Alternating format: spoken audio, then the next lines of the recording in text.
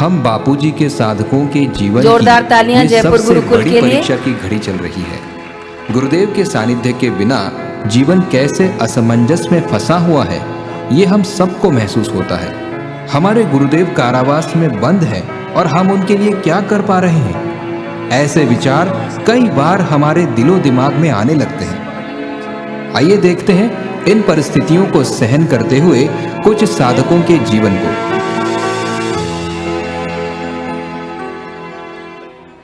ओम ओम ओम। बापू जल्दी बाहर आए। हरिओम रौनक भाई, घर पर हो क्या? हरिओम, आप बैठिए। पिताजी संकल्प करके आ रहे हैं, अभी थोड़ी देर में आ जाएंगे। बैठो भाई, 11 साल से हम संकल्प ही तो कर रहे हैं, इससे क्या होगा? अब हमें संगठित होकर बापूजी के लिए ठोस कदम उठा के आंदोलन करने ही होंगे। सही बात है, वरना इन दूसरी बातों से कुछ नहीं होना। हरिओम, क्या बात है? आज कुछ खास है क्या? आप सब आए हैं? रौनक भाई, आप ये संकल्प के पीछे कब तक लगे रहोगे? थोड़ा प्रैक्टिकल सोचो। ठोस कदम उठाने से ठोस परिणाम निकलता है। अरे भाई, संकल्प करके बैठे रहेंगे तो चलेगा क्या? हमको बापूजी के लिए हर जगह पर जागृति लानी पड़ेगी। बापूजी के सेवा कार्य समाज को दिखाने होंगे और सही बात समाज के सामने लानी होगी। मात्र बैठे रहने से कुछ नहीं होगा, हम सबको घर के बाहर निकलना पड़ेगा। हाँ, सही बात है। आप भी सही कह रहे हैं और आप भी। संगठित होकर ठोस कदम जरूर उठाने चाहिए और उठा भी रहे हैं। देश भर में बापूजी की रिहाई के लिए रैलियां हो रही हैं, ज्ञापन दिए जा रहे हैं। पिछले 11 सालों से इतना बड़ा साधक परिवार आज भी बापूजी के प्रति आस्थावान है, आज भी गुरुदेव के लिए अपनी आस्था को बनाए हुए है। ये क्या कम ठोस बात है? और हाँ, इतने सालों से बापूजी द्वारा शुरू किए गए सेवा कार्य आज भी अविरत चल रहे हैं और समाज उससे लाभ ले रहा है। ये क्या कम ठोस है? ये सब समाज देख भी रहा है और समझ भी रहा है कि सच्चाई क्या है। और हाँ, संकल्प से क्या होता है, संकल्प से क्या नहीं होता है, यह कहिए। अभी हमारे हाथ में जो है वह हमें जरूर करना चाहिए और संकल्प दुनिया में सबसे शक्तिशाली चीज है। देखो भाई, आप दोनों ही अपनी जगह पर सही हो, पर हमें इस कठिन परिस्थिति में जैसे एक सुपुत्र अपने पिता के और एक पतिव्रता पत्नी अपने पति के लिए करती है, वो हर प्रयास दिलो जान से करना ही होगा। हाँ, बिल्कुल करना ही होगा, पर साथ में हमको संकल्प शक्ति का प्रभाव भी समझना होगा। दृढ़ संकल्प से असंभव भी संभव हो जाता है। मैं आपको एक सच्ची घटना सुनाता हूं, कैसे एक शिष्य ने अपने गुरुदेव के लिए दृढ़ संकल्प किया और वह कितना सफल हुआ। दक्षिण भारत में प्रयागराज बाबा हो गए, जो संगीत के बड़े जानकार थे। एक दिन उनके शिष्यों ने आकर कहा, बाबा, हम आपके श्री चरणों में एक निवेदन करना चाहते हैं। क्या कहना चाहते हो बेटे? बोलो। बाबा, आपका जन्मदिन कब है? हम सब आपका जन्मोत्सव बड़े धूमधाम से मनाना चाहते हैं। अरे छो, जन्म मरण तो शरीर का होता है, इसका क्या उत्सव मनाना। कुछ दिनों बाद शिष्यों ने बाबाजी से फिर से आग्रह किया, बाबा, हम आपका जन्मदिन बहुत धूमधाम से मनाना चाहते हैं। कृपया अपनी जन्म तिथि बताइए ना। वह कौन सा शुभ दिन था जिस दिन आप इस धरती पर अवतरित हुए? वह शुभ दिन हम बहुत उत्साह से और बड़े उल्लास से मनाना चाहते हैं। अरे नहीं नहीं, इसकी कोई जरूरत नहीं है। बाबा, आपके जन्म दिवस के निमित्त गरीब गुरबों में भंडारा भी हो जाएगा, भगवन नाम यात्रा भी निकाली जाएगी और भी सेवा कार्य हो जाएंगे, जिससे समाज को लाभ मिलेगा। अच्छा अच्छा, ठीक है। सबका मंगल होता है तो मना लो जन्मदिन। और बाबा ने अपना जन्मदिन बता दिया। जन्मोत्सव की तैयारियां शुरू हो गईं। बहुत समय बाद बाबा के जन्मदिन का पता चला था, इसलिए बड़ा आयोजन किया गया था। शिष्य पहली बार अपने गुरुजी का जन्मदिन मना रहे हैं, इसलिए वे किसी तरह की कोई कमी रखना नहीं चाहते हैं और सारे शिष्य मिलकर बाबा के श्री चरणों में यथाशक्ति भेंट सौगात भी अर्पण करना चाहते हैं। आखिर वो दिन आ गया, गुरुदेव के जन्मोत्सव का।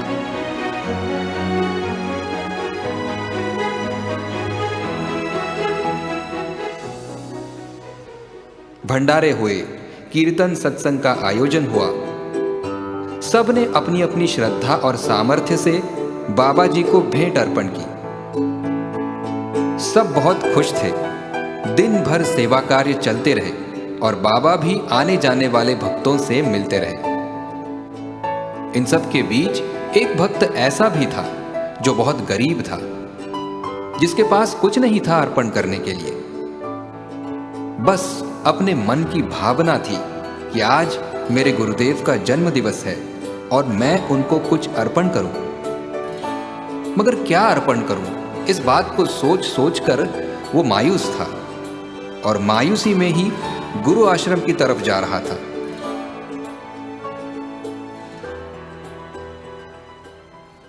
अरे यहां अंदर कहां जा रहा है? यहां भिखारियों को नहीं बुलाया गया है।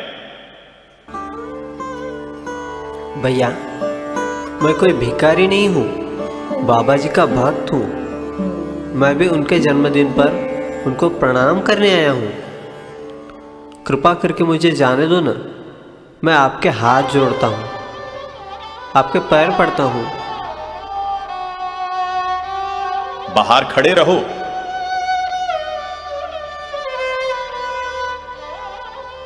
वो गरीब भक्त वहीं एक कोने में बैठ जाता है और दुखी मन से प्रार्थना करने लगता है कि हूँ समर्थहीन मैं गुरुवर, पर तुझे रिझाना चाहता हूँ। केवल तेरी कृपा दृष्टि का एक कण पाना चाहता हूँ। डालते हो सब पे दृष्टि, सब पे करुणा करते हो। महान है वो शिष्य तेरे गर्व जिन पर करते हो। हूँ अकिंचन माना मैंने, प्रसन्न तुझे कर पाया ना। तेरे हाथों का यंत्र गुरुदेव मैं कभी बन पाया ना। अब तेरे चरणों में खाक होना चाहता हूँ। केवल तेरी कृपा दृष्टि का एक कण पाना चाहता हूँ। हे ईश्वर, ये कैसी विडंबना है। आज जीवन में पहली बार गुरुदेव का जन्मोत्सव मना रहे हैं और ना ही मैं उनके दर्शन कर पा रहा हूँ और ना ही अपनी ओर से उन्हें कुछ दे पा रहा हूँ। हे ईश्वर, क्या करूँ मैं? मेरे प्राण प्रिय गुरुदेव को क्या अर्पण करूँ, क्या अर्पण करूँ? हाँ, मिल गया। गुरुदेव को अर्पण करने के लिए मुझे उपहार मिल गया। अब मैं भी सबकी तरह अपने गुरुदेव के श्री चरणों में उपहार अर्पण करूंगा। मैं श्री चरणों में अपनी भेंट अर्पण करके आज धनभागी बनूंगा। अरे, लग रहा है कोई मुझे याद कर रहा है। देखो, बाहर कोई रह तो नहीं गया? हाँ बाबा जी, वहां दरवाजे के बाहर कोई गरीब बैठा है और खुद को आपका भक्त बता रहा है। अच्छा, जल्दी बुलाओ उसे। बोल बेटे, क्या चाहता है? बाबा, मैं आपको कुछ अर्पण करना चाहता हूँ। मुझे कुछ नहीं चाहिए बेटे, तेरा भला हो, बस बहुत है। हे गुरुदेव, आपने हम पर जीवन भर हर क्षण आपकी कृपा बरसाई है। हमको क्या नहीं दिया है? स्वास्थ्य, सेवा, सत्संग और जीवन जीने का सही ढंग सिखाया और मुक्ति पाने का रास्ता भी दिया है। आज आपसे कुछ नहीं चाहिए मेरे तारणहार। कृपा करके मुझे कुछ देने की अनुमति दीजिए। सब लोग देख सुन रहे थे बाबा और गरीब भक्त का संवाद। बाबा जी को भी आश्चर्य लगा कि ये क्या देगा। सब सोच रहे थे इसके पास कोई थैला नहीं है, कपड़े फटे हुए हैं, आखिर ये क्या देना चाहता है। उसने अपने दोनों हाथ जोड़े और बाबा को प्रणाम करते हुए कहा, बाबा, मैं आज आपको अपनी आयुष्य देना चाहता हूँ। ये तो कोई भी बोल दे, मैं आपको अपनी उम्र देना चाहता हूँ। ऐसा कभी होता है क्या? नहीं नहीं, किसी की भावनाओं को तोड़ो मत। बेटे, मेरे प्रारब्ध में जितनी आयुष्य ईश्वर ने लिखी होगी वो काफ़ी है। गुरुजी, आपको मेरी आयु की ज़रूरत नहीं है, पर इस समाज को, इस संसार को और मेरे जैसे लाखों भक्तों को आपकी ज़रूरत है। हे गुरुदेव, आपका हर क्षण लोकहित में लगा हुआ है। आप हर पल संसार के समस्त जीवों के दुख दूर करने में लगे हैं, सबको सच्ची राह दिखाई है। और मेरे इस अधम शरीर का क्या है प्रभु, आपकी तो पूरे विश्व को ज़रूरत है। मैं यहाँ उपस्थित सब भक्तजनों से और समस्त लोगों से माफ़ी मांगता हूँ कि मेरे से जाने अनजाने में हुई मेरी गलतियों को क्षमा करें। हे मेरे परमपिता, हे मेरे गुरुदेव, हे मेरे प्राण प्यारे, मैं मेरी आयु आपके श्री चरणों में अर्पित करता हूँ। कृपा कर स्वीकार कीजिए बाबा, मेरी आयुष्य आपको अर्पण। और सदा के लिए सो गया। उसका शरीर छूट गया।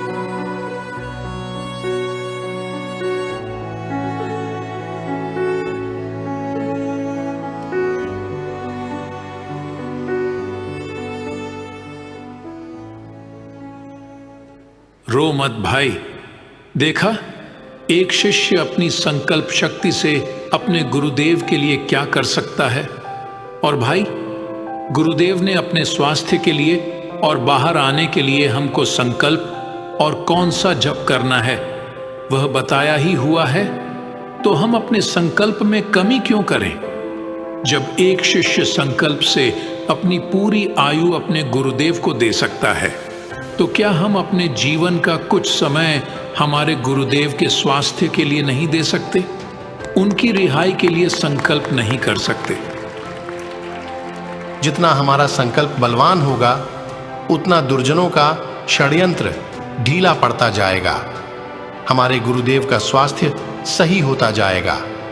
हाँ, यह बात सही है कि हम सिर्फ मंत्र जप और माला के सहारे नहीं बैठ सकते।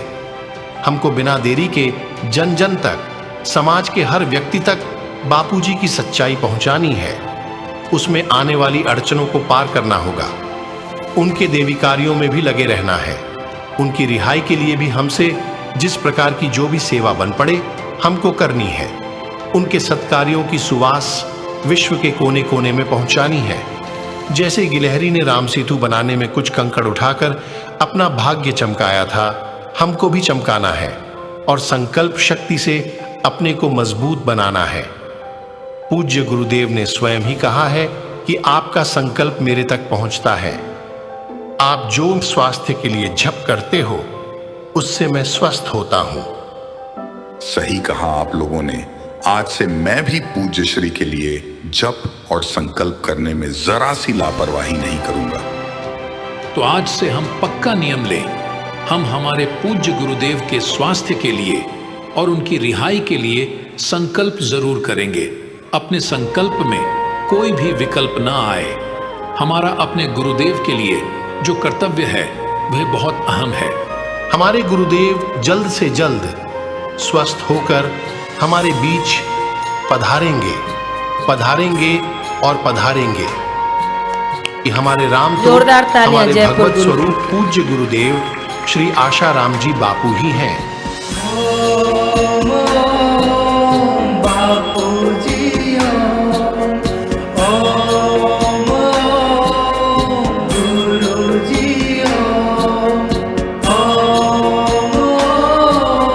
प्यारे जी ओम